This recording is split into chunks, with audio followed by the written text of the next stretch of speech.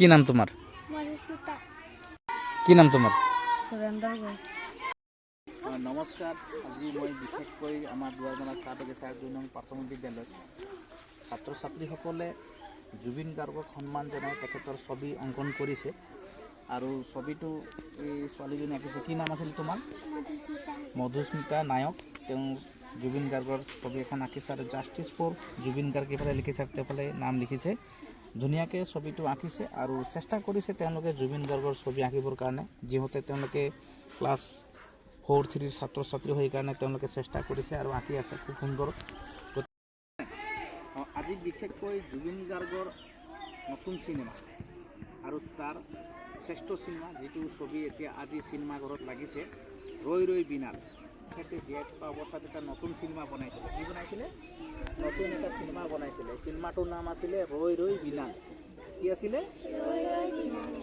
ৰৈ ৰৈ বিনালে। আৰু সেই চিনেমাখন আজি 31 তাৰিখ, অক্টোবৰ মাহৰ 31 তাৰিখে আজি হল ঘৰত লাগিছে, চিনেমা ঘৰত লাগিছে, হয় নাই? যেনেকুৱা তোমালোকে দুৰ্গা পূজা হ'লে যে ইয়াত আমাৰ ডাঙৰ পৰ্দা লগাই নাই, তেনেকুৱা পৰ্দাবিলাকত চিনেমা হয়, হয় নাই? ঠিক তেনেকুৱা এই যে জুবিন গাৰ্গৰ নতুন এটা চিনেমা মুকলি হ'ল আজি হৈছে। কেতিয়া হৈছে? আজি হৈছে। চিনেমাটোৰ নাম আছিলে কি? ৰৈ ৰৈ বিনালে। কি নাম? ৰৈ ৰৈ বিনালে, হয় নাই? এই চিনেমাখন সকলোৱে চাব লাগিব। জুবিন গাৰ্গ অসমৰ এজন অকল গায়ক বুলি নহয়, জুবিন গাৰ্গ অসমৰ এজন সাৰ্থক আছিল আৰু তেখেতে অসমৰ চিনেমা জগতৰ কাৰণে বহুতখিনি কৰিছিল, জাতিটোৰ কাৰণে কৰিছিল, হয় নাই? গতিকে তেখেতৰ আজিৰ এই চিনেমাটো মুক্তি হৈছে আৰু সেই চিনেমাটো আমি চাব লাগিব, সকলো অসমবাসীয়ে চাব লাগিব। এই চিনেমাখনত বহুতো বস্তু অসমৰ লগত জড়িত থকা আছে নাই? এতিয়া তোমালোকে যে ছবিটো অংকন কৰিছা জুবিন গাৰ্গক, হয় নাই? ইয়াত যে ধুনীয়াকৈ আঁকিছা, ভাল লাগিছে, হয় নাই? এনেকুৱা আৰু জুবিন গাৰ্গৰ ছবি তোমালোকে আঁকিবলৈ চেষ্টা কৰিবা। দেখি পাইছা নাই? এইটো সুৰেন্দ্ৰ গড় আঁকিছে, হয় নাই? ঠিক তেনেকুৱা ছাত্ৰ ছাত্ৰীসকলে ইয়াত আঁকিবলৈ চেষ্টা কৰিছে, একো নাই। এইটো কাম আঁকিছে, চেষ্টা কৰিছে, তথাপিও একো নাই। চেষ্টা কৰিলে লাহে লাহে হ'ব, হয় নাই? গতিকে তোমালোকে বিদ্যালয়ত আহিলে বস্তুবিলাক ভালকৈ চাবা, পঢ়াৰ কাৰণে চেষ্টা কৰিবা, হয় নাই? আৰু এওঁ নিজেই আঁকিছে, চেষ্টা কৰিছে। মই খালি বস্তুটো দেখাই দিছিলোঁ, ফটোটো এনেকুৱা হ'ব লাগে আৰু আঁকিবলৈ চেষ্টা কৰিছে। ঠিক আছে, হ'ব।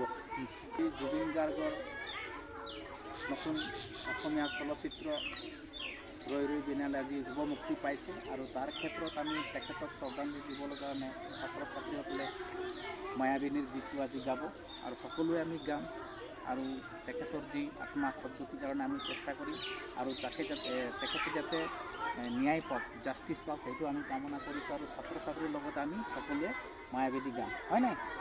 ঠিক আছে, তোমালোকে গোৱা।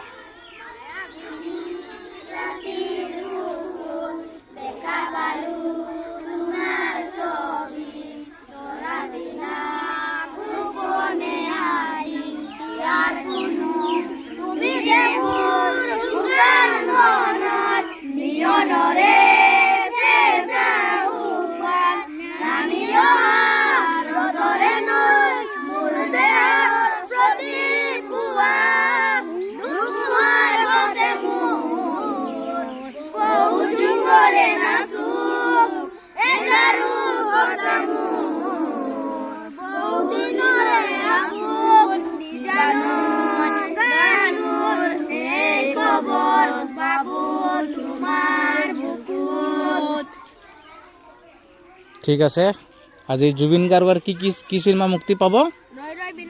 ৰৈ ৰৈ বিনালে। কি আছিলে? চাব যাবা কি নাই? নতুন চিনেমা, হয় নাই? ইয়াত চিনেমাটো চাবৰ কাৰণে ডুমডুমা যাব লাগিব, হয় নাই? ৰৈ ৰৈ বিনালে অসমীয়া চলচ্চিত্ৰ, হয় নাই? জুবিন গাৰ্গৰ অন্তিমটো ছবি আছিলে দেই। তোমালোকে জুবিন গাৰ্গৰ ছবি ইয়াত আঁকিছা, ভাল লাগিছে, হয় নাই? জুবিন গাৰ্গ গান গাইছিলে, ঠিক তোমালোকে গান গাবা, হয় নাই? অকল পঢ়িলে নহ'ব, গান গাব পাৰিব লাগিব, ছবি আঁকিব পাৰিব লাগিব, খেলা ধূলা কৰিব পাৰিব লাগিব, হয় নাই? গিটাৰ বজাব পাৰিব লাগিব, কেচিঅ' বজাব পাৰিব লাগিব, ঢোল বজাব পাৰিব লাগিব, হয় নাই? পেঁপা বজাব পাৰিব লাগিব। গোটেইখিনি জুবিন গাৰ্গে কৰিছিলে, হয় নাই? জুবিন গাৰ্গ অকল গায়ক নাছিলে, জুবিন গাৰ্গ মানে অসমৰ চলচ্চিত্ৰ জগতত আমাৰ অসমৰ এজন মানে শ্ৰেষ্ঠ আছিলে, এজন শিল্পী আছিল, হয় নাই? তেখেতে বাদ্য বজাব পাৰিছিলে, গান গাব পাৰিছিলে, তেখেতে নাটক কৰিব পাৰিছিলে, তেখেতে অভিনয় কৰিব পাৰিছিলে, হয় নাই? গোটেইখিনি মোৰ কাৰণে জুবিন গাৰ্গ ডাঙৰ সম্পদ আছিলে, হয় নাই? আজি আমাৰ মাজত নাই, তেখেতে গুচি গ'ল।